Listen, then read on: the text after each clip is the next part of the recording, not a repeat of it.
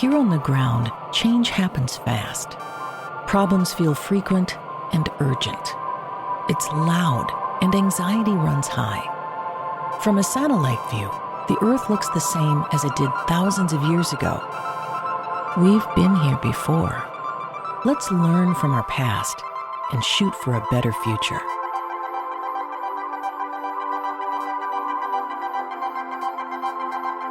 Hello again and welcome to A Satellite View. I'm Todd Mikkelson, your host. And it's been a little bit of an interval since the last actual podcast. I was on the radio for over a week on AM 950, the progressive voice of Minnesota. I posted a quote-unquote episode a few days ago called On the Radio This Week, where I instruct you to basically go to the episode summary. There are links there to the best interviews and shows of the week. A lot of historic stuff was covered. It was the week of arraignment. Tuesday was arraignment day for Trump. The unprecedented turnout for Wisconsin. Milwaukee County Judge Janet Protasewicz won against the crazy MAGAT opponent of hers. She won by 11 points. She didn't just win, she won by 11 points. And the turnout was incredible. The turnout was incredible, especially by young people who continue to save America on all these elections, and not just general elections, obscure elections scheduled at times where most people aren't paying attention. But the times where people aren't paying attention are done. People are paying attention. Young people are paying attention more than they have in my whole lifetime, including when I was a young person. So the Republicans are really starting to notice this, and they're getting quite nervous about it. There's a lot going on with the Republicans and how they're seemingly taking all of the wrong steps.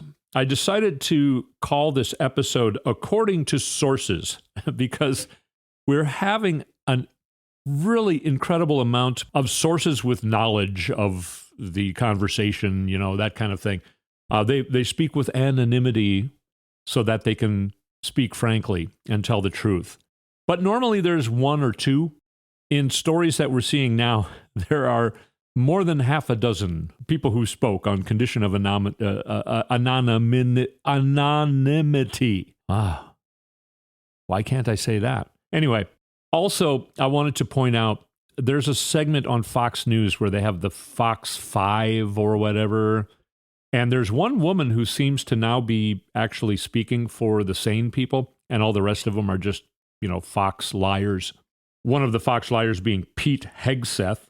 He's from Minnesota, actually, but he is a war veteran, but he's just, you know, he's just an idiot MAGAT. I don't even know that he's a MAGAT. All these Fox people, it's come out that they lie. So I don't think they actually are MAGATs in real life. They talk about how horrible New York City is, but they all live in New York City and dine at the best restaurants in New York City, and they work in New York City. But they talk about how scary and horrible New York City is on the air. They think that their viewers won't notice that. And the problem is, they're correct. Their viewers won't notice that. Because their viewers, if you're a Fox viewer and you take Fox seriously, I'm just going to say it right now. You're a friggin' idiot! You're a friggin' idiot! Speaking of friggin' idiot, a New York saying. Friggin'. I love how they say friggin'. I saw Nicole Wallace call Trump a friggin' idiot on the air the other day because of the disastrous interview that he had with Tucker Carlson. And if you can find clips of it, it's absolutely hilarious. Saturday Night Live is really hurting because they just can't be as funny as real life at this point. You know, they can't do a Trump skit. Although they do a really good job on Easter, the Saturday night before Easter Sunday. They did a great opening skit, starting with the Last Supper of Jesus and talking about how, you know, Jesus was then persecuted and arrested and arraigned and punished. And then what's his name, who does an incredible Trump impersonation, comes in and goes, Sound familiar? It was, anyway, yeah, it had to be there. Go find it. The opener of Saturday Night Live before, not Halloween, Easter. Halloween's my most beloved holiday. Easter is my least. It's my most dreaded holiday. Anyway, getting back to what we're talking about, Pete Hegseth is talking about how the nicer the school, if you go to an Ivy League college, you're dumber than if you go to a cheaper college. The higher level of the higher education college you go to, the dumber you are. That's what he says. And then the sane woman says, didn't you go to like Princeton and Harvard? And he's like, oh, you know that, but that's why I sent one of my degrees back. What a friggin' idiot. He sent his degree back. See, I'm not dumb. I was dumb, but then I sent my degree back. So now I'm smart again. They're teaching their people to be dumb. Dennis Prager, who has now been, thrown off of YouTube and because he's a dangerous liar. He's one of the most pompous, blowhard, old white men with white hair that you can find on planet Earth in the third dimension. And I used to hear him on the radio. Dennis Prager used to say the same type of thing. He's been saying this for years and years. Sending your kids to college is just stupid. It'll make your kids dumber. And he should know because he went to Cambridge in London, in England. So he knows because he went to the most elite school you can find. So he knows that if you go to an elite school, you're dumb. I used to make fun of him for saying that, 10 years ago. But back then I didn't have an outlet like this. I was just kind of talking to myself. Nobody was listening to. No, I'm just kidding. But they tell their viewers to please be stupid. Why do they do that? Is it because they need to sneak around in order to keep any kind of power? Yeah, probably. Ron DeSantis signed at 11 o'clock on Thursday night an abortion ban after 6 weeks, a time period where most women who become pregnant don't even know they're pregnant yet. I think something like 54% of Florida Republicans are against that. That's why he signed it at 11 o'clock on Thursday night. He knows. He's got to sneak. But then why did he sign it anyway? Does he not know it's going to come out in the news? He's supposedly the smart Trump. But I don't see it. I just don't see it. He said, you know how Trump is calling him names? Meatball Ron. I don't want to call him Meatball Ron, but I'm going to call him Meatball Ron. Meatball Ron de Sanctimonious. I know you're surprised I know that word. I actually don't know that word. Somebody else made up de sanctimonious. I'm the one who made up Meatball Ron. And many people say Meatball Ron is the smarter name. But I'm going to call him Ron de Sanctimonious. Ron DeSantis was asked about that on some interview. It was Pierce Morgan said, so which of Trump's names for you do you prefer? Meatball Ron or Ron de Sanctimonious? And he said, well, I don't know. I kind of like de Sanctimonious. I don't know how to spell it, and I don't know what it means, but it has a lot of syllables, so I think that's okay. And I'm okay with whatever you call me, as long as you also call me a winner. That's what Ron DeSantis said. He said he doesn't know the word sanctimonious. And he doesn't know how to spell it. But he's the smart Trump. He's also the guy that just a couple days ago, Fort Lauderdale had, they call it a 1,000-year event, rainstorm. And it really was. I mean, there has not been that much rain in at least the last 100 years that we have kept records. And I know this because I actually work in, I sell the Rainmaker water spray rack. So I've learned about storms and how to test windows and how they stand up to storms. I actually know about that kind of geeky stuff because of the business that I got myself into. And there has not been a rain event like that, at least on record, since the records were kept by the National Weather Service. And it flooded the airport. The airport shut down, an international airport in Fort Lauderdale. They have never had an event like that. It was quite devastating for the town. Meatball Ron was in Iowa on a quote-unquote book tour, which really is he's trying to run for president, but he doesn't want to say he's running for president yet because, partially, it's illegal. There's a Florida state law that makes it illegal for a governor to campaign for president. What's he waiting for to announce that he's running for president? What he's waiting for is the Republican state legislature to overturn that law, to repeal that law. Because right now, it's illegal for him to run for president because he's governor. And he keeps saying, what we're doing in Florida is very successful. It's not. People want to move out of Florida. Young women want to move out of Florida. He's passing laws that are going to kill women. Republicans want to kill women. The reproductive rights they're taking away from women right now, there's stories about women who have nearly died, and I'm sure there are women who have died. Incredible stories. Women who are forced to go through with pregnancy even though their fetus has no chance of surviving after it's being born. Therefore, the fetus becomes born and suffocates to death. A woman was told that your fetus is not developing the part of the skull and brain stem, so it can't live. And what you should do is get an abortion to save the fetus from pain and yourself, because it's very dangerous for you to go through with this pregnancy. This particular woman was forced to go through the pregnancy, and it took a while for the newborn baby to suffocate to death after being born. Very ugly story, and there are a lot of stories that are like that going on because of Republicans passing these laws. They're making it so that doctors don't want to practice in Florida. They're too afraid they're going to get thrown in jail if they give a woman the medical attention she needs. That's Ron DeSantis's Florida. But he's the smart Trump. He's already lost the primary. I wouldn't be surprised if he never does announce that he's running for president. And if he ran for president, to what degree can he remain the governor? So those are the moves he's making.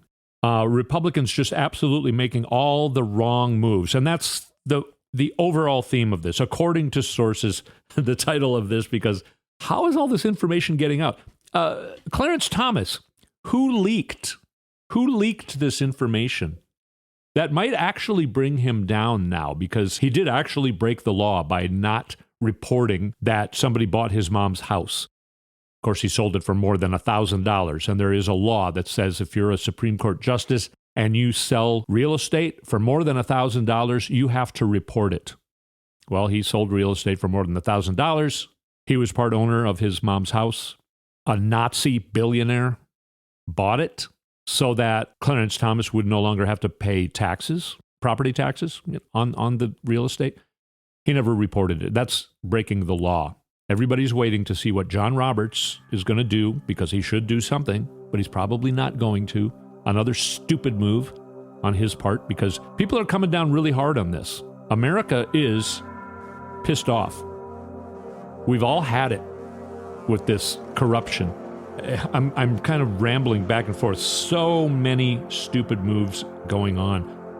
What happened in Tennessee, which I reported a lot on when I was on the radio. If you want to go to the last episode called On the Radio and look at the paragraph that has the links. The reason that these two young black men were kicked out only for 3 days. Okay, we'll go into that story a little deeper, but we do got to take a break. There's things going on with the NRA event this week, that crazy interview with Trump, and just a lot of other things where Republicans are starting to panic because they realize that they're losing a whole generation of voters. A lot to say about all of that. Let's take a short break and come back. You're listening to A Satellite View. I'm Todd Mikkelson. We'll be right back.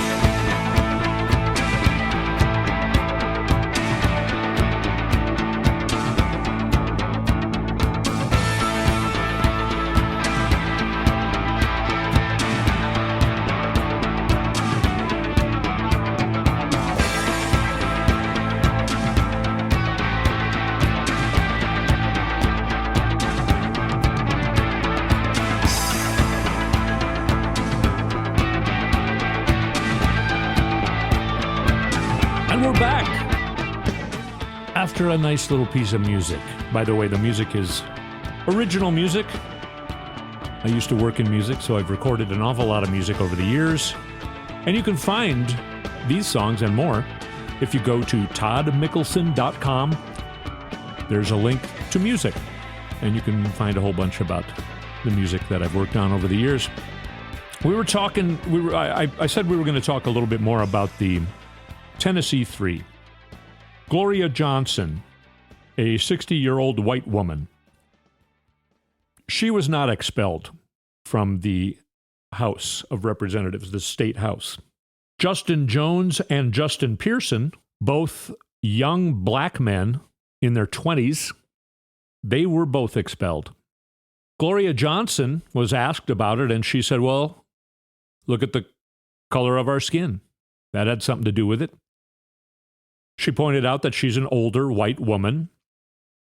So it's not just being black, they're young and they're really good at doing this. They're really good at communicating.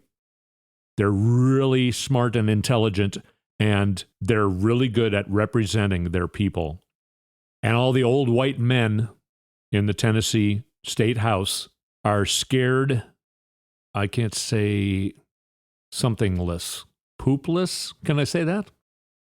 They're quite scared. They don't want these guys to remain in the house, so they expelled them. Now, you probably know the story, but what happened was the shooting happened at the school where 3 9-year-old kids died and 3 adults died. It was done with an AR-15. And kids and parents absolutely revolted and got organized very quickly and went to the state capitol building. They entered the way they're supposed to. They all came in the west entrance. They all went through security. And then they came in and exercised their First Amendment rights. They were in the gallery, which is allowed in the state House of Representatives. And when a recess came up, these 3, Justin Jones, Justin Pearson, and Gloria Johnson, went up to the microphone that you normally speak and address the assembly. And they joined in and kind of led in some chanting and cheering with the protesters. And all the white men thought that was bad. So they had a vote on whether or not to expel these 3 people. And then the nice white lady was allowed to stay. The 2 scary young black guys had to leave. But within days, they were both reinstated, because that's how the rules work in Tennessee. Somebody had to be appointed to take their place. Well, the people who do the appointing are the actual people that these guys are representing. It's their people. They're people that elected them into their seat. So they appointed the same guys back to their seats. So the scared white men only got rid of the 2 scary young black guys for one of them was, I think, 2 days, and the other was 3 or 4 days. And now both of those guys are back, and they're just kicking butt. They're making all these white guys look like idiots. Now, there still has to be a special election because of this move the scared old white men did. And that's going to cost Tennessee taxpayers tens, if not hundred or 200,000. I don't know how much it's going to be expensive. It's going to cost at least tens of thousands of dollars, maybe $100,000 or a couple $100,000 to hold special elections that both of these guys are going to win. They're not even going to be opposed. So that's what the Tennessee scared old white men achieved. And they have been putting their foot in their mouths over and over ever since.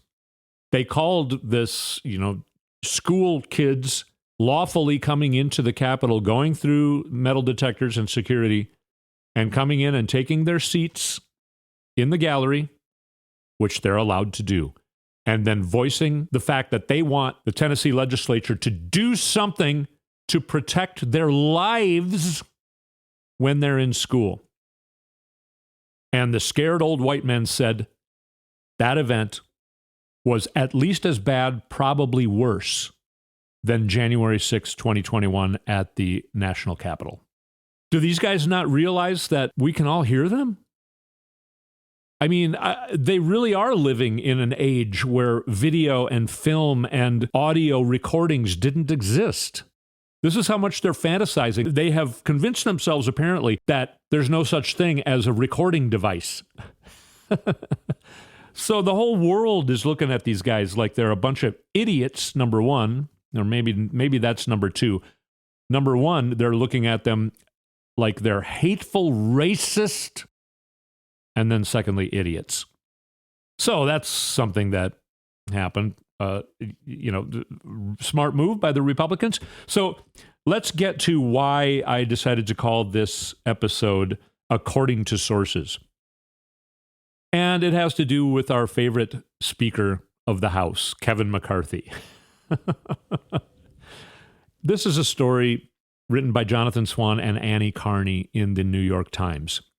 It was midway through Representative Kevin McCarthy's drawn-out battle for the House speakership when Representative Jody C. Arrington of Texas, one of his public supporters, began quietly approaching colleagues to see whether they would be open to backing his number two, Representative Steve Scalise, instead.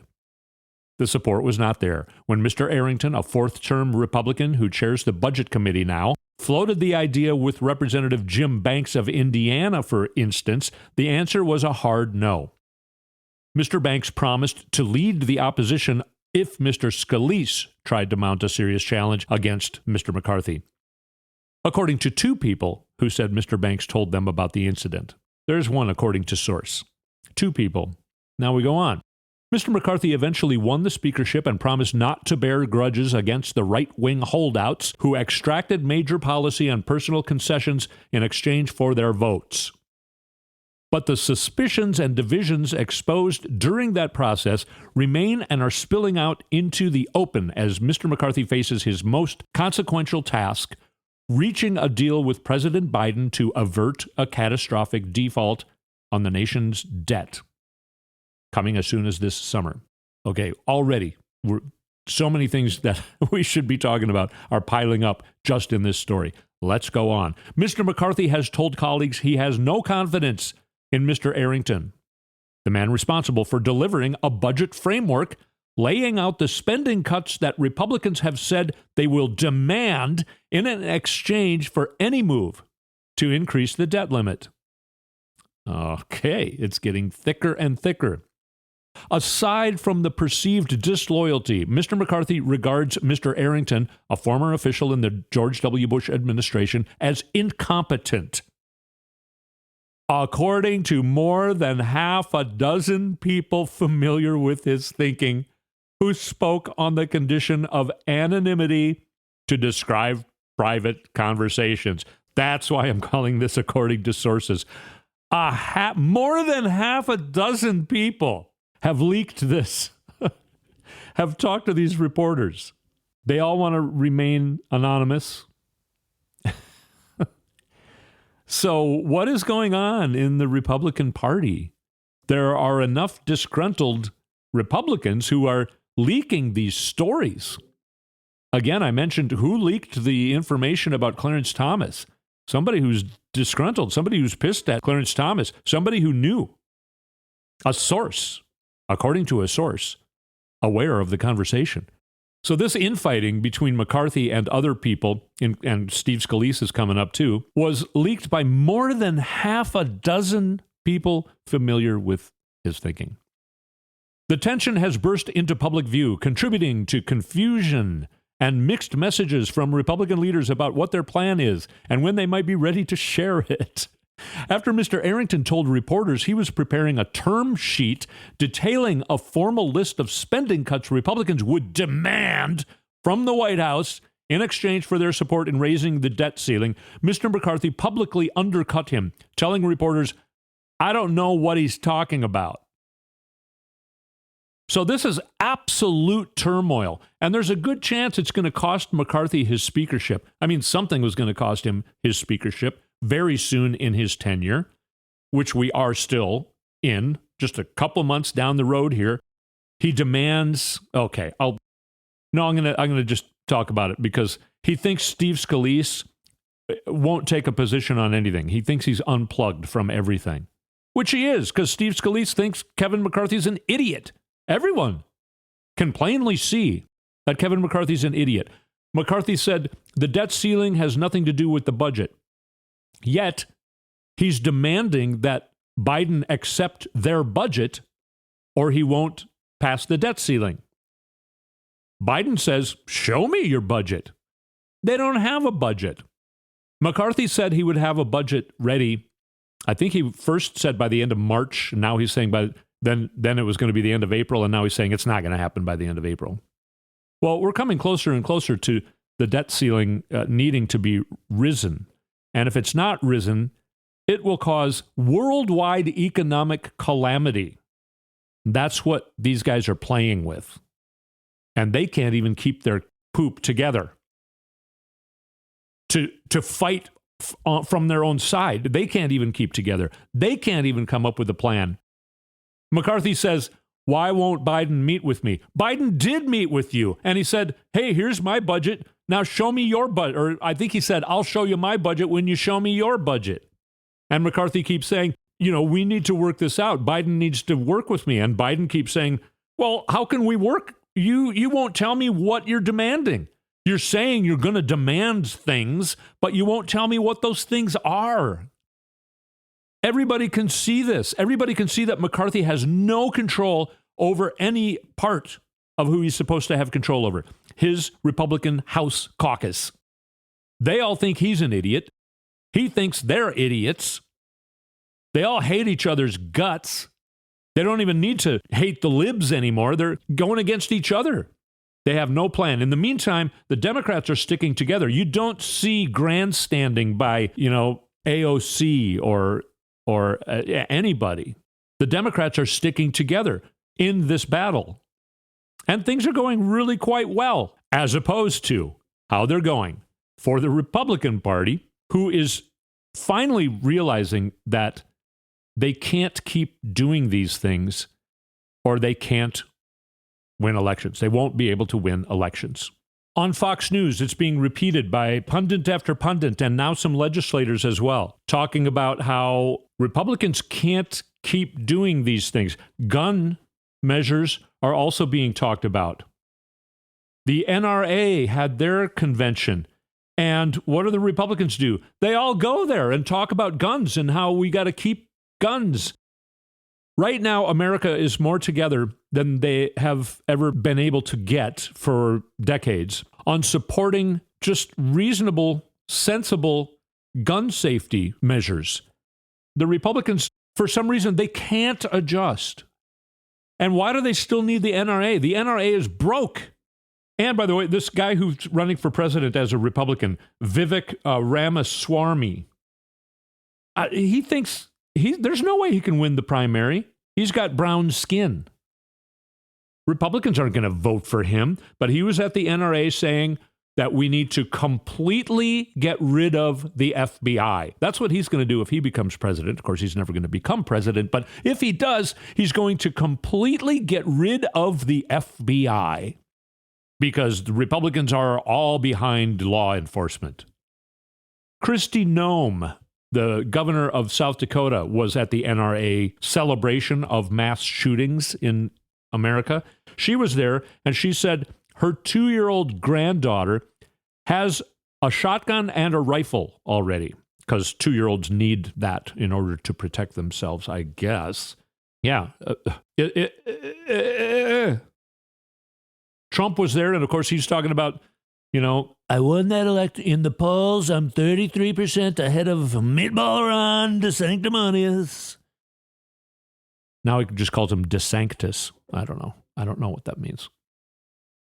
So Trump is just talking about that kind of stuff. He's not even really talking about guns. He's just talking about himself. And this is another place where they allow him to do so. By the way, the applause during Trump and everybody was nothing. Very little excitement in the room. The NRA is broke. They filed for bankruptcy. They know, and that's why, like Nikki Haley and Meatball Ron and those guys didn't even show up. They didn't come live to the event, which used to be like the biggest event for the Republicans, but NRA is really losing its juice too. It claims to have millions of members. It calls me a member.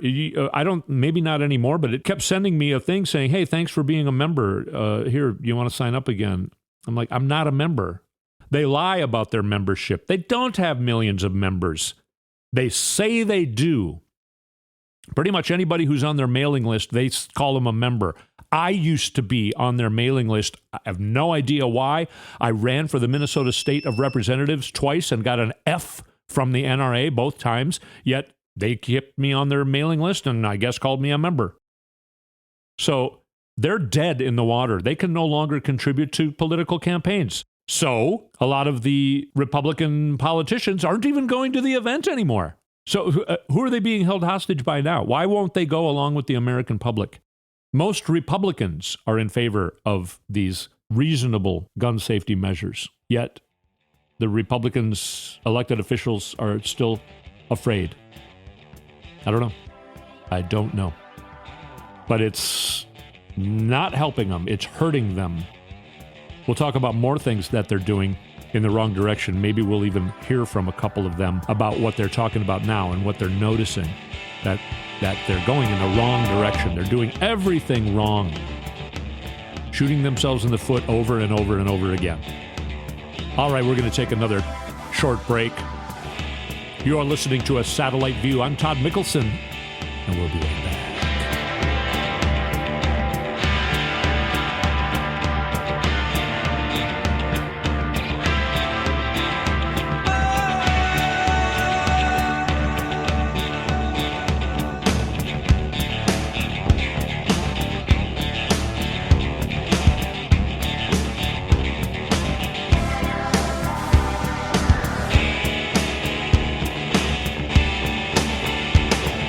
Back on A Satellite View, talking about Republicans repeatedly shooting themselves in the foot. Why are they taking these drastic measures to go against the will of the overwhelmingly vast majority of Americans? What do they have up their sleeve? Do they think that gerrymandering is going to be strong enough? What we've been finding out is that in elections, Gen Z is a big part of record turnout. Last summer in Kansas blew everybody's mind. Last week in Wisconsin blew everybody's mind. And Chicago, by the way. The sensible mayoral candidate won that election over the crazy person who he was running against. Here's something that Kansas Republicans did. We got to really keep an eye on these people because they're doing so much. Again, I call it the feces fire hose. There's so much that you can't catch it all. And they're sneaky. They snuck this through. Kansas Republicans overwrote the governor's veto to enact a bill requiring genital inspections on student athletes. The governor vetoed it. The state legislature passed a bill requiring genital inspections on student athletes. The governor vetoed it, and then the legislature overran the governor's veto. You know how many, in most places, probably in Kansas, men are usually the coaches, even for girls' teams. So we're going to have men now inspecting junior high and high school girls' genitals who are on the team. What is wrong with these people? What is wrong with these people? Why are they so fixated on kids' genitals. In the hell is wrong with them? I shouldn't call them people. By the way, Trump at the NRA event, he said, in my administration, I'm going to do a study about if transgender hormone treatment causes depression and leads to violence, because we know it does. That's what he says. Transgender hormone treatment. That's what he wants to spend his time on. When they're talking about LGBTQ stuff, they love to talk about kids' genitals. I don't know what's going on. I'm kind of going through a list here. Okay, yeah, here's something. The trial on the gerrymandering case begins April 17th. In Tennessee, there's a hearing. It could be over in a matter of days. It could lead to rapid changes. Under fair maps, Dems would break the supermajority in Tennessee. They could flip 12 seats. If turnout shot up, say in a backlash against expulsions that we just talked about of Justin Jones and Justin Pearson, that whole mess and other things that the Tennessee Republicans are doing, they could gain back even more seats. There's a gerrymandering case in Tennessee, also in Wisconsin, because of that election, turning the Wisconsin Supreme Court from leaning conservative to leaning progressive. Very likely, the Wisconsin Supreme Court can demand that the heavily gerrymandered state of Wisconsin needs to redraw its lines, making it more fair. And then Republicans are done. Republicans only have a couple to a few things to hold on to in order to be able to win any elections on any level. In the meantime, in March, unemployment fell to 3.5% as we added 236,000 jobs, most from investments without one Republican vote, because the Democrats are focused on rebuilding our economy from Trump's recession. President Biden and Democrats deliver jobs. It's what we do. And we're not done yet. Signed, Nancy Pelosi. Democrats are working on stuff. You don't hear Biden much in the news because he's working on stuff, getting stuff done. In the meantime, also in Israel, massive protests, incredibly massive nationwide protests is actually possibly going to be the downfall of Netanyahu. He can't get his people into their legislature anymore. He was going to make changes to their judicial system, and he stopped. He put the brakes on because it was quite obvious that the people of the country didn't want him to do that. Let's hear from a couple people who are nervous about all of these things going on. Let's hear from Nance Mace. She's a South Carolina legislator, but she's a Republican. I don't know why she's a Republican, but here's what she says about a couple different issues. Well, we need to have this conversation. I will tell you, every mass shooting, there's just silence, and prayers are offered, Easter baskets are offered, but no real solutions. And I'm a constitutional conservative, but I'll tell you, Shannon, about a week ago, my kids and I were a mile away from a mass shooting in South Carolina where 6 people were shot. We saw the immediate aftermath of that shooting, all the police cars and EMS. And the first thing my kids asked me in moments after that shooting, they said, "Hey, Mommy, where is the Amber Alert to let us know that we're near a mass shooting and maybe we should have taken cover or maybe not left the house so that we could be safe?" And Republicans can no longer be silent on this issue. And it's not about the Second Amendment. There are plenty of things that we can be doing besides offering prayers in silence. Some sort of Amber Alert, for example, to let the community know there's been a shooting. Strengthening our background checks is something that the vast majority of Americans support.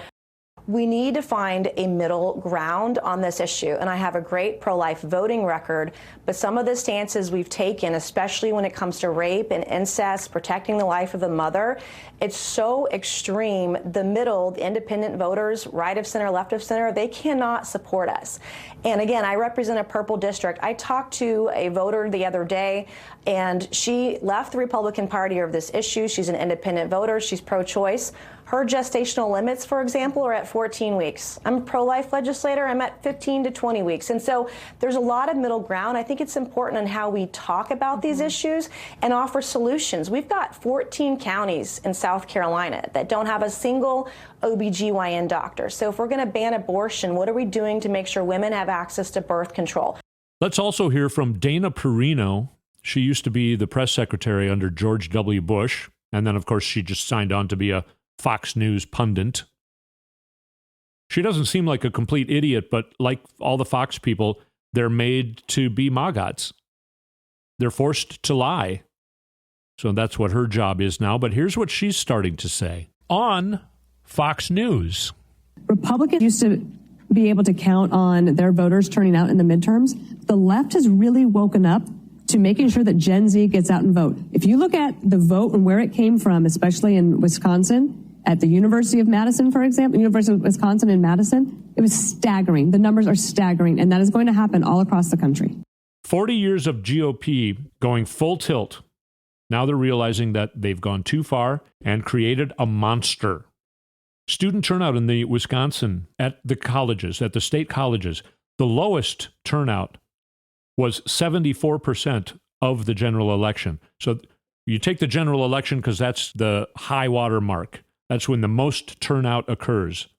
Students, college students, new voters, the lowest turnout in this obscure election in the middle of the springtime when they're in school for a state Supreme Court election. Students turn out at the lowest percentage at 74%. The highest percentage, 97%, almost the same as the general election.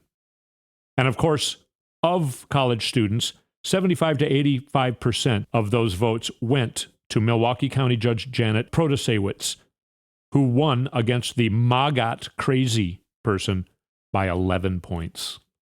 This is why Wisconsin is trying to take away campus polls. And even if they do that, it's just going to buy them a couple years. Let's listen to what former idiot Governor Scott Walker of Wisconsin had to say about it. The larger issue here, we've seen it particularly in Wisconsin, but across the country, is younger voters. In Wisconsin last fall, we saw about a 40-point margin that younger voters gave to the Democrats running for Senate and governor. We saw similar margins in Pennsylvania. Part of the reason why you have John Fetterman in the U.S. Senate, in Arizona, in Georgia, and elsewhere. And just this week in Wisconsin, we don't yet know the numbers by age, but we do know that Dane County, which is where the University of Wisconsin's flagship campus is at, about 50,000 students are enrolled there. Dane County cast more ballots in the race for the Supreme Court than the largest county in the state, Milwaukee County. And in Dane County, 82% of those votes went for the radical. And so he's pointing out that this is an issue. It's a problem. It's an American problem that young voters are voting for who they want to vote for. And then hear what he has to say next. We turn young people around, and it's not as simple as one campaign ad or some sort of a coalition. This is years of liberal indoctrination coming home to roost, and we've got to turn it around if we're going to win again. So again, this is just projection when he talks about indoctrination. First of all, he's assuming that they're just stupid, that they're not humans, that they don't have a brain. They were told one thing by the libs. Now we just have to tell them our side and turn them back to us. That's all it's going to take. We just have to pay attention to them. We have to tell them, oh, don't listen to those libtards. Listen to us. And then we'll get their votes back magically. This is why I call Scott Walker an idiot. But this is what a lot of Republicans think. And when they say that kids are being indoctrinated at schools, at colleges, it's projection. They're the ones doing the indoctrination, like Christian white nationalist indoctrination. And they want to do the indoctrination to turn those kids back. Of course, not back, because they never were on the side of the conservatives. But Scott Walker thinks that's all it's going to take. So yeah, we call this according to sources, because so many of these things are being leaked. Why did Scott Walker say that? Does he not know that he's being recorded? But you don't even have to be recorded, because according to sources, according to more than a half dozen sources, we have found out this secret stuff going on behind the scenes. We're at the end of our show. Thank you for listening to A Satellite View. We'll see you soon.